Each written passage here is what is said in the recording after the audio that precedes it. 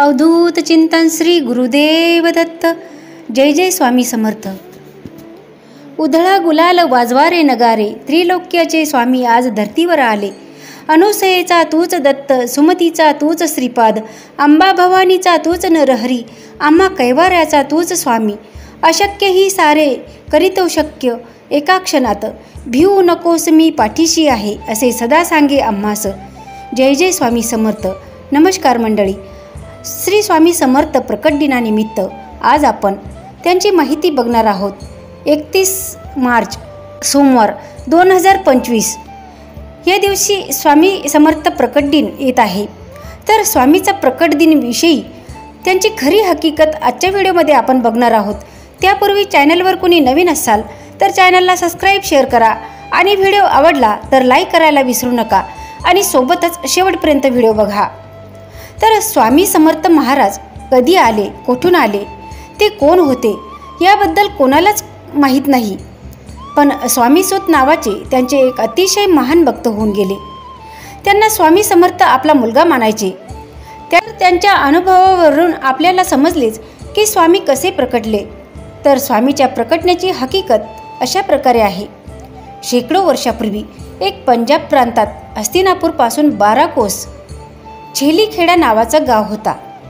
त्या ठिकाणी विजयसिंग नावाचा एक लहान मुलगा आपला भाऊ आणि भावजाईबरोबर राहायचा. तो मुलगा कोणाही बरोबर मिसळायचा नाही. तर तिथून थोड्याशा अंतरावर असणाऱ्या साधारण पडक्या अशा जागेत एक खूप मोठा वटवृक्ष होता. त्यात एक छोटीशी देवळी होती आणि त्यात एक छोटी गणपतीची मूर्ती होती. तर तो विजयसिंग खूप खिशात गोट्या भरून तिथे जायचा आणि त्या गणपतीबरोबर खेळायचा. पण तो मुलगा गणपतीला आपला मित्र मानून त्याचाही डाव स्वतःवरच घेऊन खेळायचा. असेच एक दिवस जात होते आणि त्या परमात्म्याला आपला आविष्कार दाखवण्याची गरज वाटू लागली आणि त्याने विजयसिंगला कारण बनवून आपला आविष्कार दाखवला. तर तो दिवस होता चैत्र शुद्ध द्वितीया आणि विजयसिंग रोजच्या आपल्या पद्धतीने या दिवशी तिथे गेला गणपतीबरोबर. पण आज अचानक त्याच्या मनात आले की रोज आपणच खेळतोय आणि आज याने पण खेळायचे. आणि तरच सर्व गोट्या त्या मूर्तीच्या समोर टाकल्या व ते बोलले, बाप्पा, रोज मी तुझ्या डाव खेळतोय पण आज नाही, आज तूच खेळायचं. बस इतके त्याच्या तोंडातून शब्द निघतच धरणी कंपित होऊ लागली. सर्वत्र ढग जमून अंधार होऊ लागला. वारे वेगाने वाहू लागले आणि कोणालाच काही कळेना की काय होतंय. पण काय करणार, ती अद्भुत शक्ती आज प्रकटणार होती आणि तिच्याच आगमनाची ही सूचना होती. आणि ज्या ठिकाणी गणेश मूर्ती होती त्या ठिकाणी धरणी दुभंगून एक 8 वर्षाची अतिशय तेजस्वी एक बालमूर्ती प्रकटली. आणि तेच दुसरे तिसरे कोणी नसून प्रत्यक्ष परब्रह्म श्री स्वामी समर्थ महाराज. आणि तो विजयसिंग गोट्या खेळताना तेव्हा स्वामीकडून हरला आणि बालरूप स्वामींनी त्याला गोट्या उधार दिल्या आणि परत भेटण्याचे देऊन वचन तिथून ते गुप्त झाले. थोडक्यात स्वामींचा अवतार हा पंजाब प्रांतात हस्तिनापूर पासून 12 कोस छेलीखेडा नावाच्या गावात वटवृक्षाच्या जवळ गणेश मूर्तीच्या शेजारी झाला. आता शंका ही उपस्थित होती की ही गोष्ट कशी काय कळली. पण या गोष्टीचा उलगडा आज झाला. कोकणातील हरिभाऊ हे अक्कलकोटला आले आपल्या ऐहिक इच्छापूर्तीसाठी. तेव्हा ते तिथे काही दिवस वास्तव्याला होते आणि एक दिवस स्वामींनी त्यांना जवळ बोलावले, मांडीवर घेतले, सांगितले की आजपासून तू माझा सूत झालास. सर्व घरदार सोडून दे आणि दर्याकिनारी माझी ध्वजा उभी कर. हे ऐकून हरिभाऊंना रडू कोसळले, कारण ते तिथे ऐहिक इच्छापूर्तीसाठी आले होते आणि महाराज तर सर्व सोडायला सांगतात. हे पाहून त्यांना थोडं रडू कोसळलं.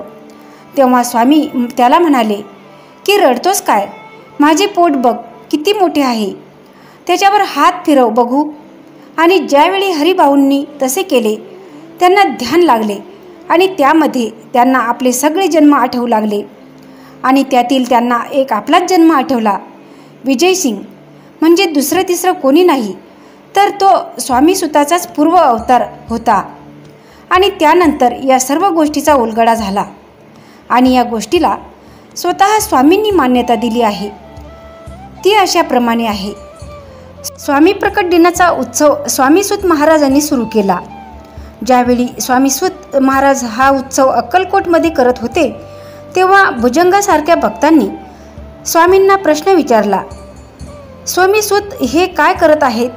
तेव्हा स्वामीचे उत्तर असे होते, माझा बाळ, मी सदेह ज्या प्रकटलेल्या दिवसाचा उत्सव करत आहे. नाना रेखी नावाचे अहमदनगर जे स्वामी भक्त होते ते स्वामीसुतांच्या सांगण्यावरून अक्कलकोटला आले होते. तर ते पिंगला ज्योतिषी विद्येत पारंगत होते. स्वामींनी त्यांना आज्ञा केली की माझी कुंडली बनव. तेव्हा त्यांना खूप आनंद झाला आणि त्यांनी लगेचच कुंडली बनवण्याचं काम सुरू केलं आणि काही दिवसातच कुंडली बनवली आणि त्यातील स्वामी प्रकटण्याचा मजकूर वरप्रमाणे होता. तर ते ती कुंडली घेऊन स्वामीपाशी आले. तेव्हा तिथे भजनाचा कार्यक्रम सुरू होता. जेव्हा स्वामींनी ती कुंडली भक्ताला सांगून माळ्यावर टाकायला सांगितली आणि ज्यावेळी कार्यक्रम संपला आणि परत स्वामींनी कुंडली आणण्याची आज्ञा केली तेव्हा त्या कुंडलीवर हळद कुंकू, अक्षता, तुळस, फुले वगैरे वाहून सर्व दैवतांनी त्या कुंडलीची पूजा केली. नानांचा उजवा हात हातात घेऊन त्यांनी आपल्या हातात हात त्याच्या ठेवला आणि त्याच्या हातावर विष्णुपद उमटले होते. तेव्हा स्वामींचे आत्मलिंग आणि ते त्यांच्या हयातीपर्यंत होते. याचाच अर्थ स्वामींनी वरील कुंडलीला म्हणजे प्रत्यक्षरित्या स्वामीसुतांनी मांडलेल्या आणि आजही स्वामींची कुंडली स्वामींच्या अहमदनगरच्या मठात आहे. स्वामी समर्थ महाराज कर्दळीवनात योग्यांना मार्गदर्शन करायला येण्यापूर्वी ते जगात वेगवेगळ्या ठिकाणी स्वतःचे खरे नाव, ओळख लपवून चंचल भारती दिगंबर बुवा अशा नावाने सुद्धा कार्यरत होते. स्वामी समर्थ प्रकट दिन आपल्या सर्वांसाठी खूप मोठी महापर्वणी आहे. आजच्याच दिवशी हा अक्कलकोट निवासी परब्रह्म आपल्या सर्वांच्या पूर्वपुण्याईने आपल्याला प्राप्त झाला होता. या भूतलावावर अवतीर्ण होऊन सर्व जगतावर अनंत उपकार करणाऱ्या परब्रह्माचा आज प्रकट दिन वा जयंती महोत्सव आहे. हा महोत्सव कोट्यावधी स्वामी भक्तांना नवऊर्जा, धैर्य, दिलासा आणि अगाध करुणा प्रदान करणारा आहे. सूर्याला तेज पुरवणारा आणि मातेच्या हृदयात ममता निर्माण करणारा तेजरूपी माया महासागरात धनी असलेला आपल्याला श्री स्वामी देव याच चैत्र शुद्ध द्वितीया शके 171 मध्ये छेली या खेडेगावी प्रकट झाला होता. आपल्या परब्रह्माचा जन्म जेवढा आश्चर्यकारक आहे त्यापेक्षा लाखपटीने जास्त आश्चर्यकारक त्यांचे जीवनचरित्र आहे. हे आपल्या सर्वांना ज्ञात आहे. इसवी सन 1149 ते 1878 हा स्वामींचा अवतार काळ मानला जातो. परंतु 1149 पूर्वी आणि 1878 नंतर ही दृश्यादृश्य स्वरूपात स्वामींची लीला चालूच आहे, आजही चालूच आहे. तेव्हा स्वामींच्या चरित्राचा शोध घेणे हे सूर्याला गवसणी घालण्यासारखे महाकठीण कार्य आहे. तरीसुद्धा दया सागर स्वामींनाच शरण जाऊन आपण स्वामींचा प्रकट दिन सोहळा श्री स्वामीसूत महाराजांच्या या अभंगातून बघूया. दत्त माझा अवतरला दीन भक्तांच्या काजाला, छेली खेड्या ग्राम माझी झाला अवतार हा सहजी. गोटी खेळण्याचा रंग तेव्हा मनी झालो दंग, तेथे होतो विजयसिंग आता येते करू रंग. गजानन आनंदला पाहुनिया त्या खेळाला, नाचताची चहू कोणी नपुरे वाजती चरणी. गोटी गोटीचा वाद हरीचा हसण्याचा छंद, हसू लागे वक्रतुंड हलवणी प्रीती सोंड. विष्णुस्तंभी प्रकटले दत्त गोटी फेडून आले, माझ्या स्वामींची करणी कंप होतेसे धरणी. गोटी विजयसिंग मारी दुसरी गोटी होय करी, गोटीचा हो पडला ढिग चकित झाला विजयसिंग. गोटी स्वामी माया झाली स्वामी हस्ती ती शोभली, गोट्या झाल्या रानोमाळ काय मौजेचा हा खेळ. एक प्रहर खेळ केला समर्थ दाविली ती लीला, स्वामीसूत म्हणे झाला अवतार भक्तांच्या काजाला. आपल्या या अभंगात स्वामीसूतांनी स्वामी प्रकट दिनाचा प्रसंग वर्णन केला आहे. स्वामीसूतांनी स्वामींच्या प्रकट दिनावर भाष्य करणारे अनेक अभंग लिहिले आहेत. त्यापैकी हा एक आहे ज्यातील स्वामी प्रकट दिन सोहळा आपण आज पाहणार आहोत. या अभंगाच्या सुरुवातीला स्वामीसूतांनी जो दत्त हा शब्द वापरला आहे तो स्वामी महाराजांसाठी वापरला आहे. तर दत्त महाराजांसाठी अभंगाच्या मध्ये दत्त गोटी फोडून आले हा उच्चार केला आहे. स्वामी सूत म्हणतात, माझ्या स्वामी जो अवतारला आहे तो केवळ भक्तांच्या कल्याणास्तव, भक्तांचा सांभाळ करणे, धर्माचे रक्षण करणे आणि अधर्मयांचा सर्वनाश करणे हेच भगवंताचे प्रमुख कार्य असते. याच कारणासाठी तो आपले नाव रूप बदलून अवतार धारण करत असतो. पण यावेळी परब्रह्माने स्वतःचे येणे केले आहे. त्याने कोणताही अवतार धारण केला नाही किंवा इतर कोणत्याही देवतेला पाठविले नाही, तर प्रत्यक्ष पूर्ण परब्रह्म स्वतःच यावेळी आपला मूळ रूपात अवतीर्ण झाले असे स्वामी सांगतात. ही घटना कुरुक्षेत्र हस्तिनापूर जवळील छेली या खेडी गावी घडली, जेथे हा परब्रह्म अगदी सहजतेने प्रकट झाला. सहजतेने शब्द वापरण्यामागचा उद्देश स्पष्ट दिसून येतो की हा अवतार 9 मास मातेच्या उदरी राहून प्रसूती पीडा सहन न करता झालेला आहे. म्हणजेच धरणीत उभंगून 8 वर्षाची बालक मूर्ती प्रकट झाली. परब्रह्म 8 वर्षाच्या बालक स्वरूपात अवतीर्ण होण्यामागचे कारण स्वामीसूत आपल्या अन्य एका अभंगात सांगतात की हस्तिनापूर नजीक छेली ग्रामी भगवंताचा परमभक्त विजयसिंग हा गोटीला भगवंत मानून खेळ करीत होता. विजयसिंग ही गोटी वट वृक्षशायेस गोमटी भगवंत मानूनिया जगजेठी मांडूनिया खेळत असे. नाव घेऊन या भगवंताची गोटी आहे कौतुक त्याचे, असा खेळ तो बाळक खेळत असताना पुढे काय करत आहे पहा. एकटाच बोले आपसात, हे देव बाप्पा खेळ वेगी, असे म्हणत तो बालक स्वतःचा आणि भगवंताचा असे दोन्ही डाव स्वतःच खेळत होता. आपण आणि परमेश्वर वेगळे आहोत ही भावनाच त्याच्यात नसल्यामुळे तो हा खेळ खेळत होता. शेवटी अशा निष्पाप आणि निर्मळ मनाच्या बालकाचे अंतःकरण ओळखून आणि आपली प्रकट होण्याची योग्य वेळ आली आहे हे जाणून स्वामींनी प्रकट होण्याचे ठरवले. एकदा प्रकट होण्याचे ठरवले की मग क्षणाचाही विचार न करता स्वामी महाराज हे भगवत स्वरूपात नित्यमग्न असलेल्या 8 वर्षाच्या विजयसिंगच्या निमित्ताने वटवृक्षाच्या झाडाखाली असलेल्या श्री गणेशाच्या साक्षीने परब्रह्म स्वरूपात प्रकटले.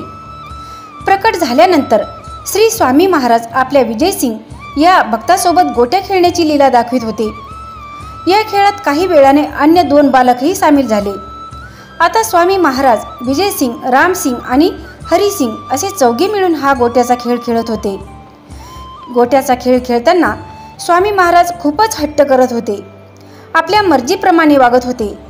स्वामींचा हा मनमानी खेळ व हेकेखोरपणा पाहून त्या वडाखाली असलेल्या मंदिरातील श्री वक्रतुंड गणेश हा स्वामीच्या या अद्भुत लीलेचे कौतुक करीत मोठ्या मोठ्याने हास्य करीत आपल्या देवळातून बाहेर चालत आला.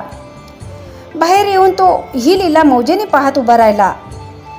सर्वजण गोटी खेळण्यात दंगून गेले. स्वामी महाराजही मोठ्या मोठ्याने हास्य करीत अगदी लहानाहून लहान होऊन तल्लीनतेने हा खेळ खेळू लागले. श्री गणेश भगवान आपली सोंड प्रेमाने गदागद हलवून मोठ्याने हास्य करत या खेळाचा आनंद घेत होते.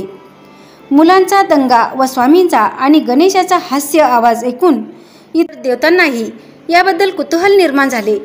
आकाशात उभे राहून सर्व देवता हा अजब खेळ पाहायला गर्दी लागल्या होत्या. तेवढ्यात मुलांच्या बाजूलाच असलेल्या मंदिराच्या एका खांबातून श्री भगवान विष्णू प्रकट झाले. तर स्वामींनी फेकलेल्या एका गोटीमधून श्री दत्तात्रेय भगवान गोटी फोडून बाहेर आले. स्वामींच्या या कृत्याने धरणीमाता कंप पाहू लागली. तशा मग इतर देवताही आकाशातून हा दिव्य खेळ पाहत पुष्पवृष्टी करत होते.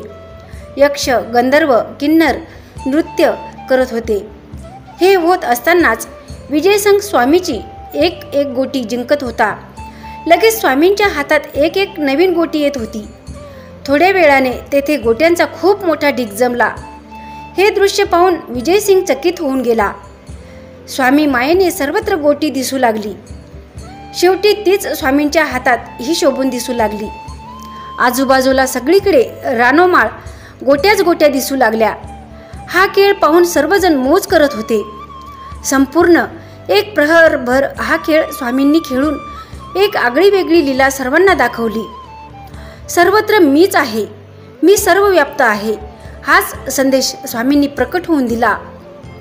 प्रकट होताच गोट्याचा खेळ खेळून परब्रह्माने आपण ब्रह्मांड नायक असून या गोट्यासारखेच अनंत ब्रह्मांड माझ्या हाती असून मी त्याच्याशी हवे तसे खेळतो. माझ्या इच्छेशिवाय काहीही घडू शकत नाही. हाच बहुमोल संदेश दिला आहे.